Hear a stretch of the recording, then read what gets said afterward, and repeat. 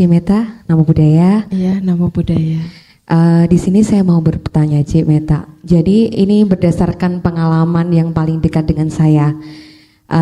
Ada keluarga yang dia diikutin makhluk yang berbeda alam dengan kita. Kadang itu kan kalau misalkan orang yang diikutin dengan makhluk seperti itu, ada yang berupa tangisan, ada yang berupa jeritan kayak gitu. Cuma ini makhluknya memang tanpa seperti itu, Ci. Jadi dia ini malah justru bisa membantu orang. Kadang saya juga tidak percaya hal itu bisa terjadi. Ada orang yang minta tolong untuk menanyakan barang tertentu juga kadang bisa lewat hal itu. Jadi banyak hal juga yang kadang itu saya tidak percaya tapi memang benar-benar terjadi. Nah, ternyata dari hal-hal itu juga kadang orang yang ada di jauh di Papua nanyain barang ini ada di mana. Dan itu juga bisa ketemu walaupun jaraknya jauh. Bagaimana hal itu bisa terjadi? Itu yang pertama, Ci. Yang kedua, apakah orang yang diikuti makhluk tersebut sebelumnya punya ikatan karma dengan orang itu? Apakah itu dalam bentuk kerabat atau dari kelahiran yang lalu? Terus ini mohon maaf ya, Ci ya, karena memang ini sebenarnya pertanyaan-pertanyaan ini kepengen banget saya tahu. Yang ketiga, sebenarnya makhluk ini tergolong di dalam tingkatan yang bagaimana? Karena menurut yang saya rasa justru dengan keberadaan ini ada di lingkungan dekat saya membawa kedamaian dan bisa mengarahkan untuk kedamaian keluarga. Dan apa yang harus saya lakukan untuk rasa terima kasih terhadap hal ini. Gitu, terima kasih banyak Cimeta, nama budaya. Ya, nama budaya. Ya, dari pertanyaan yang ke-1 sama ketiga ini lebih nyambung ini ya. Jadi yang ke-1, pertanyaan pertama sama yang ketiga, ini makhluknya dari alam dewa. Jadi kenapa dewa ini mau membantu Cici? Ini nyambung ke pertanyaan kedua, itu karena dia mau memperpanjang usia di alam surgawi.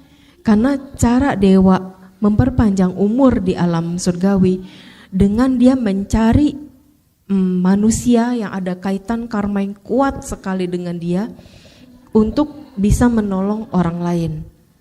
Itu.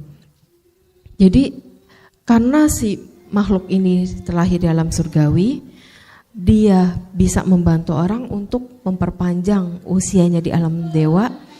Terus dia juga ada ikatan karma dengan Cici kayak gitu. Jadi karena ada ikatan karma, dia benar-benar untuk hal yang positif. Karena dia positif, dia mencari ikatan karma juga positif. Dan akhirnya nyambung semuanya, jadi ya klop aja gitu. Cicinya berbuat baik, dia juga berbuat baik. Cicinya menambah karma baik, dianya juga menambah karma baik. Kayak gitu.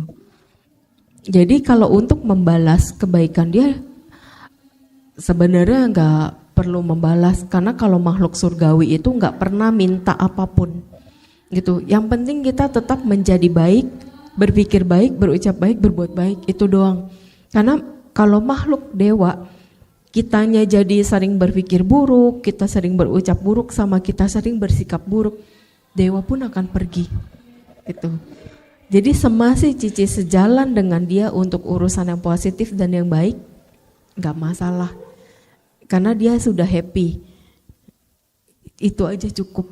Dan tidak melanggar sila, tidak pergi ke dugem, tidak pergi ke tempat-tempat yang tidak seharusnya, itu dia udah seneng. Tapi kalau Cici misal diajak temen yang, yuk ke klub ini, yuk ke sini, itu udah pasti dia menjauh. Gitu.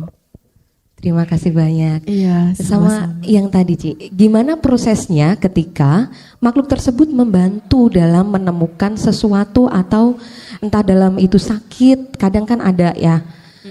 Itu entah tersugesti atau bagaimana, saya juga tidak paham tentang konsep itu. Tapi apakah memang peran dari makhluk seperti itu juga bisa mengkondisikan kayak misalkan bisa menemukan barang tertentu. Oh, walaupun itu tidak ditunjukkan, ini ada di sini tuh bukan. Tapi kadang itu orang akan menemukan barang itu tiba-tiba saja, entah itu di bawah kursi atau di tempat-tempat tertentu yang itu sebelumnya sudah pernah dicari tapi tidak ditemukan di situ. Bagaimana, Cik? Karena kadang ada barang-barang kita yang diumpetin sama makhluk lain gitu. Jadi si makhluk dewa tersebut bisa kayak komunikasi lah ke si makhluk yang di rumah tersebut. Keluarin tuh barang, jangan diumpetin. Muncul kayak gitu. Bisa seperti itu. Tapi kalau misalkan kayak yang bener-bener kehilangan, kecuri atau apa, ya nggak bisa apa-apa juga gitu. Karena dewa itu juga hanya bisa membantu kalau orang itu karma baiknya juga pas ya, pasti ketolong, kebantu. Tapi kalau orang itu karma baiknya enggak pas ya, itu kayak enggak bisa aja. Ya tiba-tiba kayak enggak ketemu nih, dicariin kemana enggak ada gitu. Ya itu karma baiknya memang belum waktunya dan juga bisa jadi tidak pas gitu. Karena dewa hanya bisa bantu yang karma baiknya sudah saatnya matang. Kalau belum waktunya matang, mau dicari ke ujung dunia pun nggak akan ketemu jalan keluarnya. Kayak gitu. Oke, oh iya, saya baru ingat satu lagi, sorry, maaf ya, maaf. Itu, terkadang itu minta sesuatu yang dalam bentuk aroma tertentu yang memang dia merasa sangat menyenangi, seperti kayu cendana, wewangian-wewangian dupa yang memang itu ketika dinyalakan atau ada dipersembahkan itu memang senang seperti itu. Berarti memang seperti itu adanya atau bagaimana? Ya, kalau dewa-dewi memang menyukai wangi-wangian. Wangi-wangiannya itu yang terutama memang wangi-wangian dupa ya.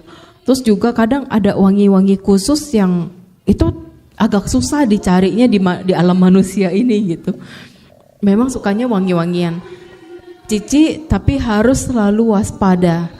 Karena kadang dewa ini kan kadang tidak selalu ada ya, tidak selalu standby. Bisa tiba-tiba dia lagi balik ke alam surgawinya atau ke rumahnya di alam dewa gitu. Itu bisa jangan sampai ada makhluk lain menyerupai beliau. Gitu. Nah, kalau Cici untuk bisa tahu gimana bisa membedakan ini beneran si dewa tersebut atau makhluk yang menyerupai dewa tersebut. Cici harus rajin parita meditasi. Karena kalau kita rajin parita meditasi, makhluk yang menyerupai itu tidak semudah itu untuk bisa pas dengan kita. Pasti di kitanya bisa berasa, kok ada yang beda ya, nggak kayak biasanya ini. Kayak ada sesuatu yang gimana gitu. Cici yang bisa merasakan kayak gitu. Baik, terima kasih banyak Cimeta. Ya. Nama budaya. Nama budaya.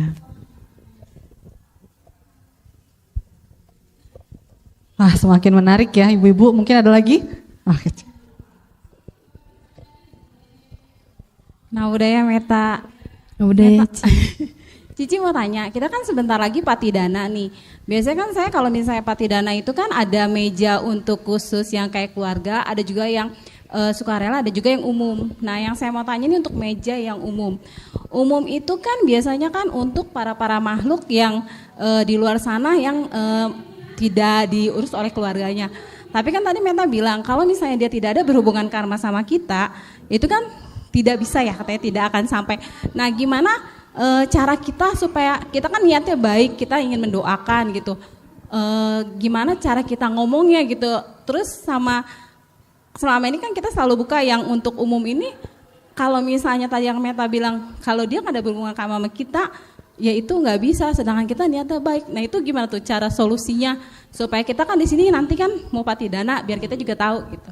Makasih Meta. Iya. Kalau makhluk-makhluk yang tidak ada hubungan karma itu sebenarnya agak jarang ya Ci, karena kayak Cici nih, misalkan sembayang di meja ini, untuk semua makhluk yang berhubungan karma dengan Cici. Nah terus abis Cici ada lagi tamu-tamu yang lain ngucap gitu, semoga persembahan ini melimpah untuk semua makhluk yang berhubungan karma dengan saya. Pasti ada nyamber ke salah satu yang lain gitu. Memang tidak nyambung sama Cici, tapi ada nyambung dengan karma si umat yang lain yang datang mendoakan juga. Terus dari siapa. Itu ujung-ujungnya semuanya jadi makhluk yang memang ada hubungan karma dengan satu umat semua gitu di Cetia ini. Gitu. Bisa di umat-umat yang hadir semua itu jadinya makhluk yang tidak bisa kena pelimpahan jasa, pas ada satu orang yang ada hubungan karma dengan si makhluk satu itu bisa kena juga dan akhirnya dapat kan semua. Karena kadang kita nggak pernah kenal gitu, nggak pernah tahu kan kehidupan banyak, jadi pasti makhluk-makhluk yang udah ratusan tahun bahkan ribuan tahun yang masih di alam peta karena menunggu pelimpahan jasa jadi bisa dapat. Wah, menarik sekali ya Ci. Berarti semakin banyak yang melakukan pelimpahan jasa, semakin banyak kemungkinan untuk merembet ke yang lain gitu ya. Jadi semakin banyak lebih bagus ya Ci. Iya, jadi akhirnya ujung-ujungnya ya semua makhluk berbahagia seperti yang kata-kata semoga semua makhluk hidup berbahagia. Oke. Berarti nanti kalau misalnya pada saat kita sembahyang, kita cukup bilangnya semoga semua makhluk hidup berbahagia, yang untuk di altar umum yang aku tanyanya. Iya. Oh gitu cukup aja. seperti itu aja, Gak karena apa-apa. kan untuk keseluruhan gitu ya. Iya, itu yang paling simpelnya. Iya, Semoga iya. semua makhluk berbahagia. Ya udah, makasih Meta ya. Iya, Ci. Oke, ada lagi? Silakan.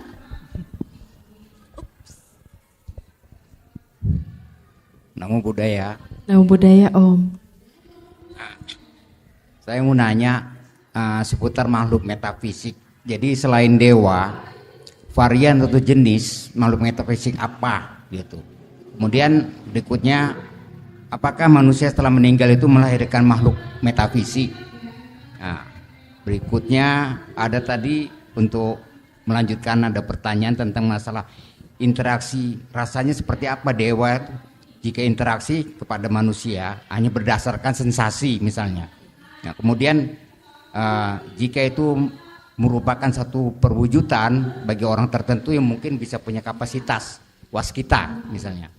Nah, bagaimana membedakan bahwa itu asli atau tipuan? Sekian, terima kasih. Iya. Nah, kalau untuk orang awam agak bingung juga ya Om. Kalau saya sih kelihatan gitu mana yang palsu, mana yang beneran dewa gitu. Jadi kalau untuk orang awam mau nggak mau kita lebih banyak ke Sensasi. prakteknya sih. Jadi kayak parita, meditasi, perbuatan baik selalu kita kondisikan yang baik dan positif. Karena dengan kita mengkondisikan itu semua pasti adalah feeling, insting kita bisa berasa ini dewa beneran atau makhluk lain gitu. Karena kalau dewa beneran itu dia tidak menempel deket kan sama kita. Dia hanya kayak apa jadi si manusianya punya telinga dewa gitu. Jadi bisa interaksi dengan si dewa tersebut, tidak benar-benar nempel gitu. Tapi kalau makhluk rendah itu bisa nempel. Jadi sampai kadang berat banget si orang yang terganggu atau ditempelinnya kayak gitu. Nah terus kan yang di luar mata biasa makhluk-makhluk itu kan memang ada yang peta, ada yang jin, asura segala macam. Nah kalau untuk umat awam cuma satu-satunya itu doang sih, mengutamakannya parita, meditasi sama insting. Tapi kan itu juga tidak semudah itu gitu. Itu yang aku agak sulit untuk kalau untuk umat awam gitu. Kemudian perbedaannya apakah betul makhluk metafisik itu akan muncul dari manusia setelah meninggal? Iya. Perbedaannya dengan makhluk yang lain tadi, yang tadi udah disebutkan, apakah beda gitu? Sebenarnya sama, karena kan mereka juga sebelumnya dari manusia. Mereka sebelumnya dari manusia, tapi karena karmanya mereka mungkin buruknya parah, jadi mereka lama di alam sana. Karena ada alam peta, alam jin atau asura itu yang umurnya ratusan bahkan hingga ribuan tahun. Karena mereka tidak bisa menerima pelimpahan jasa itu. Terus belum lagi kelakuannya mereka kadang usil ke manusia. Terus belum lagi mohon maaf kadang ada yang dipakai untuk kejahatan, untuk melakukan hal-hal yang tidak baik. Itu makin memperpanjang mereka di alam peta atau di asura tersebut. Apalagi tidak bisa menerima pelimpahan jasa gitu. Jadi kadang pelimpahan jasa yang dilakukan, kalau untuk alam peta yang tidak bisa menerima pelimpahan jasa dan alam asura atau jin ini, itu tidak berefek. Oke. Gitu. Makasih. Iya Om, sama-sama.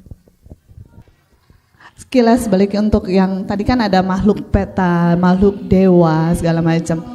Ada satu mungkin yang kita makhluk awam ini ada mempunyai kelebihan seperti bisa melihat atau apa.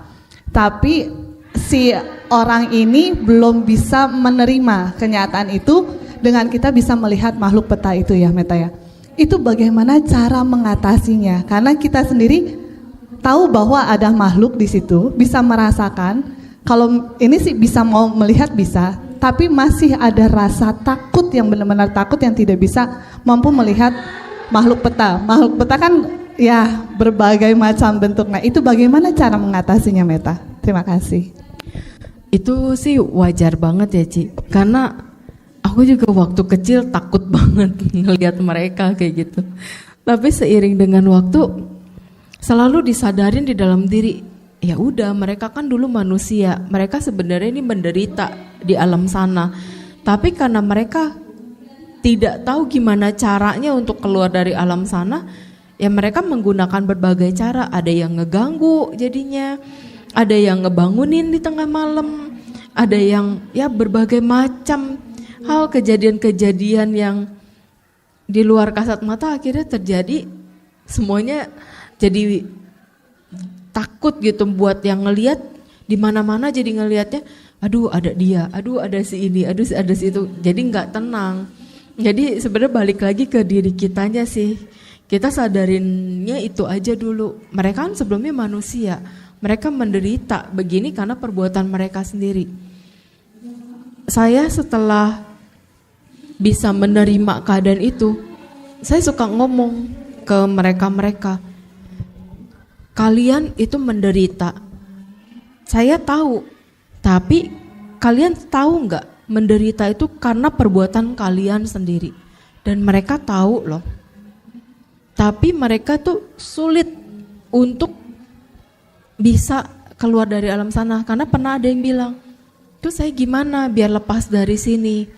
Saya cuma bilang, cari keluarga kamu, cari orang yang berkaitan karma dengan kamu yang bisa melakukan pelimpahan jasa. Kalau tidak ada yang melakukan pelimpahan jasa untuk kamu, teruslah cari orang yang terus bisa membantu pelimpahan jasa. Pasti ada.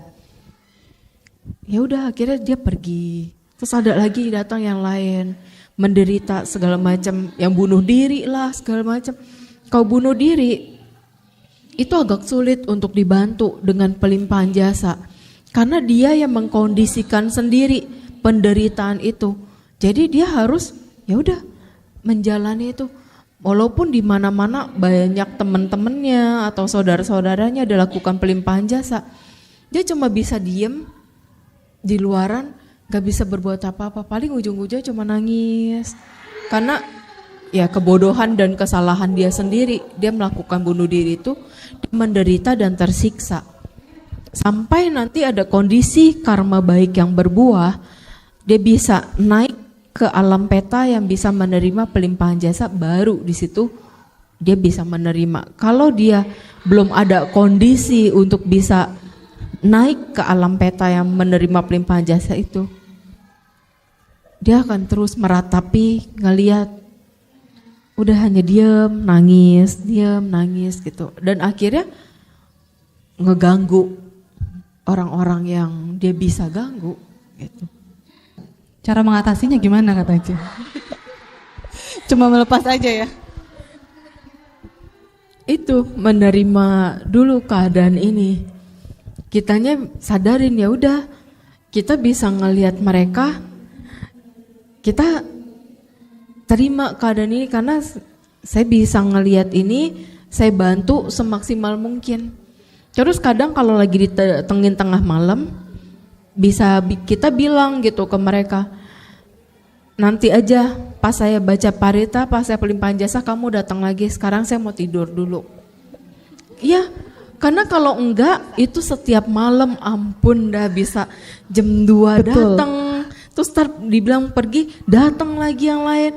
Kita nggak tidur, sedangkan di alam sana tuh enggak kayak kita bisa tidur atau apa. Di alam dewa, di alam peta, di alam di luar manusia itu tidak ada namanya tidur. Semuanya aktivitas 24 jam. Jadi di alam dewa pun tidak ada tidur ya. Mereka ada aktivitas itu dan tidak ada rasa kantuk.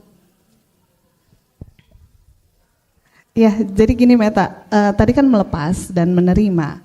Setelah kita melepas dan menerima, dan kita lakukan itu dengan baca parita, dengan menolong mereka, tapi malah semakin banyak yang datang.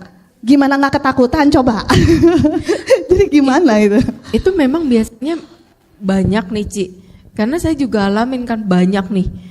Itu banyak terus parita aja tiap hari, karena mereka senang dengan pelimpahan jasa itu.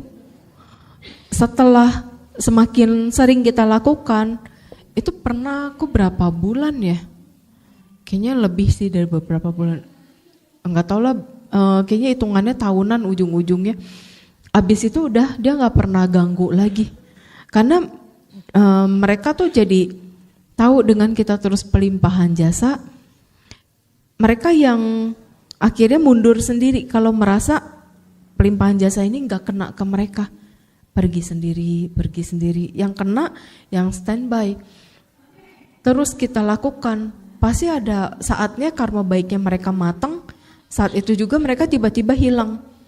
Dan berapa kali juga sekian tahun itu saya ngelihat perubahannya mereka. Jadi mereka tuh di alam peta nih lama gitu, selalu ngedengerin pelimpahan jasa yang dilakukan. Suatu hari tiba-tiba dia kayak hilangnya tuh kayak kita betusin gelembung sabun, hilangnya gitu. Terus muncul lagi dengan fisik yang baru, dengan kondisi yang baru. Dia di sini terus hilang, muncul lagi di sini. Jadi dia muncul di alam dewa, terus dia bilang terima kasih, pergi. Ada beberapa kali dan cukup sering sih kayak gitu. Dan ketika mereka terbantu, itu pasti ada rasa bahagia yang luar biasa. Karena ngelihat sendiri perubahan itu dan akhirnya happy banget sih setiap perubahan yang terjadi di mereka. Tapi kalau yang mereka belum bisa pindah, ya udah, mereka terus saja. Nanti cari lagi gitu. Ya. Oke, ada lagi yang lain? Semakin panas nih kayaknya ya ibu-ibu. Udah mulai merinding-merinding ya. Silakan. Selamat pagi Namo Buddhaya. Ya, Namo Buddhaya. Ini saya mau tanya Patidana, misalkan yang meninggal udah lama sama yang baru boleh dicampur nggak gitu aja? Boleh. Kau Patidana boleh kau Tante. Tante. Misalkan yang udah lama meninggalnya sama yang masih baru lah istilahnya. Enggak apa-apa. Apa ya? Iya. Kalau Terima tradisi kasih. baru nggak boleh. Iya cuma yang Patidana. Iya, kau Patidana boleh kok Tante, enggak Terima apa-apa. kasih tanya. Iya. Iya, oke. Ada lagi? Selamat pagi, Namo Buddhaya. Namo Buddhaya. Saya kan punya anak kembar. Nah, terus lagi Patidana, dia kan datang. Terus ada yang meninggal belum lama. Terus masuk ke dia, masuk ke anak saya. Nah, sedangkan dari keluarganya tuh nggak percaya bahwa itu yang masuk tuh dari keluarga dia. Nah terus jadi sampai sekarang anak saya kalau Patidana nggak mau ke wihara lagi karena takut ada yang masuk ke dia. Jadi dia malu, takutnya dia bohong gitu kan. Nah terus ke pertanyaan kedua, kenapa kalau Imlek saudara-saudara ipar saya tuh masuk ke anak-anak saya gitu? Apakah yang masuk itu benar saudara-saudara ipar saya? Ya itu. Kasih Namo Buddhaya. Namo Buddhaya. Nah kalau untuk pertanyaan pertama yang anak tante, dia mendingan jaga kesadaran. Jadi latih di rumah, parita meditasi pun harus objeknya yang tepat. Misalkan dia objeknya semoga makhluk berbahagia gitu. Kan secara tidak langsung pikiran dan batin ini mengucap di dalam kan. Semoga saya berbahagia. Jadi jangan langsung semoga semua makhluk berbahagia dulu, lebih ke semoga saya berbahagia. Di pikiran pun dikondisikan seperti itu. Jadi untuk menjaga kesadaran sebelum meditasi parita dulu. Jangan meditasi yang ngosongin pikiran atau cuma ngikutin aja gitu, ada muncul bayangan ini, bayangan itu, jangan kayak gitu. Jadi harus ada objek yang tepat. Misalnya cinta kasih dia ngerasa susah mama gitu. Ya udah bisa pakai objek yang lain. Kan di Buddhis ada 40 macam objek. Bisa pilih salah satunya yang cocok sama anak tante. Nanti dari situ parita meditasi dia jadi lebih kuat. Itu dia nggak akan kemasukan lagi. Karena balik lagi kemasukan itu karena kesadarannya lemah. Kita harus kuatkan kesadaran kita agar tidak pernah kemasukan lagi. Itu yang pertama. Terus kedua, gimana ya kalau untuk awam itu agak susah sih membedakan yang beneran leluhur atau enggak. Karena banyak juga yang aji mumpung gitu makhluk-makhluk lain itu. Karena pernah ada kejadian di lokasi itu ada saya, terus ada yang kemasukan nih, ceritanya mau dimasukin anak ambar si orang ini. Pas saat itu dia udah kayak seakan-akan kayak anak-anak. Terus saya langsung bilang, bukan, itu bukan dia. Dia langsung marah loh, dia langsung, kamu tahu siapa saya? Dia langsung begitu. Terus dia langsung mau cekek saya lari kabur. Karena kan kalau makhluk yang nyerupain gitu memang marah, dia nggak seneng. Kalau kita tahu itu dia, gitu. Jadi kalau untuk umat awam biar nggak pusing gitu, ini yang masuk siapa? Udah langsung, udah, ini kita lagi sembayangin, nggak usah satu-satu masukin, kecuali ada pesan yang benar-benar penting aja, gitu. Udah, biasanya cuma sekedar buat eksis doang tuh, mereka mau masuk. Ntar udah keluar, udah gitu. Jadi kalau kita bisa tegas, udah ya, ini nggak boleh masuk macam-macam.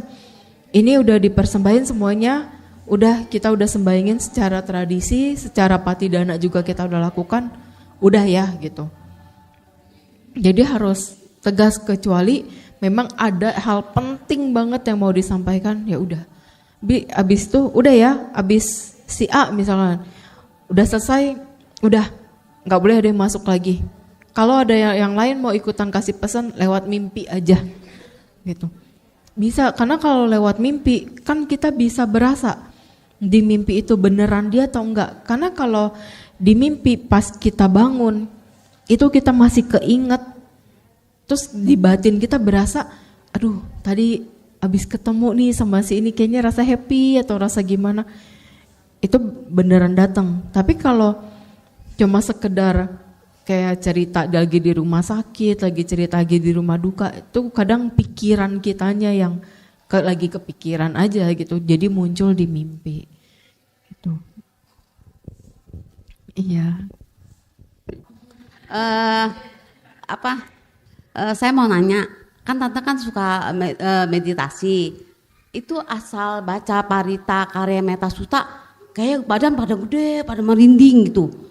Kadang apa ya, saya kadang-kadang suka terusin tapi dengan sendirinya akan hilang. Yang mau ditanyakan kenapa bisa begitu gitu. Makasih. Nggak apa-apa tante, itu hal wajar kok. Karena ya pasti ada aja makhluk yang mendekat ketika kita baca parita, apalagi karania kan. Karania itu parita cinta kasih, jadi pasti ada makhluk-makhluk yang memang karena dia membutuhkan cinta kasih dan kasih sayang, mendengar karania itu jadi mau mendekat, mau biar kita rasakan kehadiran mereka. Tapi habis itu ya hilang, meredak lagi. Gak apa-apa, yang penting kita tetap fokus ke parita yang kita baca dan kita pikir positif aja. Karena tidak akan ada hal apapun yang buruk terjadi. Kalau kita fokus dengan parita tersebut dan kita yakin karma baik kita akan selalu melindungi kita. Ingat, yang melindungi kita karma baik kita, bukan sosok. Karena yang sosok-sosok tersebut itu hanya karena ada ikatan karma dengan kita. Dan mereka membantu kita kalau memang ada karma baik yang terkondisi. Kalau tidak ada karma baik dari kita, tidak akan ada bantuan dari siapapun. Jadi jangan pernah ketika kita minta dewa, minta ke Sang Buddha, minta ke Dewi, tidak dipenuhin, tidak dijawab, kita harus bisa merenung. Berarti karma baik saya belum cukup, makanya saya belum bisa menerima apa yang saya inginkan. Jadi harus lakukan karma baik yang banyak, harus lakukan perbuatan baik. Nah, karma baik itu tidak selalu melulu bukan dengan uang. Jadi bisa dengan tenaga kita, dengan apa yang kita bisa. Misalnya pada bisa masak, ya udah sumbang makanan. Tenaganya masih bisa bantu angkat barang, masih bisa bantu sapu pel, lakukan. Jadi lakukan hal positif yang bisa kita lakukan. Itu adalah sebuah kebaikan. Buat kita sebagai anak, lakukan yang bisa kita lakukan, bahagiain orang tua kita. Ajak mereka makan, ajak mereka melakukan hal-hal positif. Kasih pengertian mereka hal-hal yang positif. Agar kita bahagia, mereka bahagia. Gitu. Terus untuk orang tua gimana? Orang tua tetap terus memberikan contoh yang baik dan positif untuk anak-anaknya.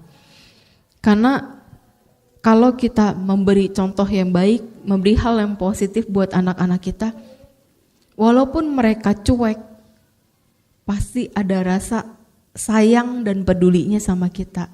Hanya kadang masalah waktu. Terus juga kadang mereka enggak ngeh kalau kita enggak ngomong gitu. Jadi harus dibilang, Mama mau deh jalan-jalan, kalau kamu ada waktu kita jalan yuk gitu. Mama mau nih pergi makan gitu, yuk kapan ada waktu kayak gitu. Jadi kita ngomong, ngajaknya sambil ya santai gitu. Jangan kesannya dikit-dikit, Mama mau ini, bisa ya besok ya. Yang ada anak kesel kan, yang ada ngerasa, kok Mami maksa banget sih, kok Mami gak ngertiin aku banget sih, kayak gitu.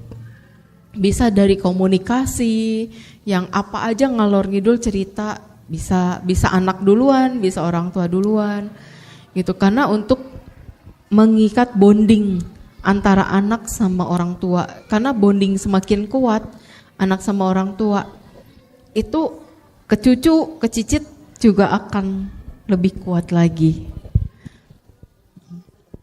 Iya, sama-sama Tante.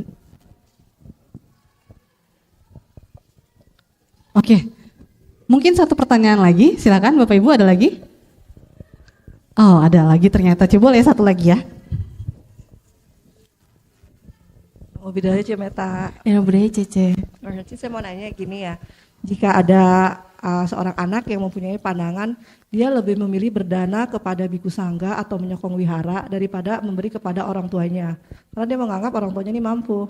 Apakah pandangan itu sudah benar? Terima kasih. Kalau orang tuanya sudah memiliki ekonomi yang cukup, sebaiknya kita tetap ada memberi ke orang tua. Cuma sekedar simbol aja. Simbol nih, mah, pa, saya mau memberi. Kalau dia ditolak nih, enggak, papa mama udah ada.